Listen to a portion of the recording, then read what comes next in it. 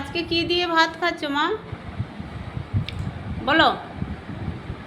দুপুরে রান্না হয়েছে 3-4টা করে। একটা ট্যাংরা মাছের ঝাল দিয়া, আচ্ছা, আর একটা মাছের মাখামাখি ঝাল ঝাল মতো, আর একটা সবজি দিয়ে আলু বেগুন দিয়ে ট্যাংরা মাছের তরকারি আর বেগুন দিয়ে ট্যাংরা মাছের তরকারি। তারপর পুঁই কাঁঠা ভাজা, ভাজা মতো হয়েছে। পুঁই কাঁঠা ভাজা, হ্যাঁ, আর চাল কুমড়ো দিয়ে চাল কুমড়ো দিয়ে, রুই মাছের ঝোল। এটা এটা বেশিরভাগ আমার পথ্য। বৌমা দুপুরে রান্না অনেক করে। এই ছুটি ছেড়ে থাকলে 4-5টা করে রান্না করে। এই রান্না করছে তো করছে, চলছে খাওয়া পর্যন্ত। আচ্ছা, ভালো, অনেক পরিশ্রম করে, কাপড় কাচাকুচি করে, অনেক কাজকর্ম করে সকাল থেকে।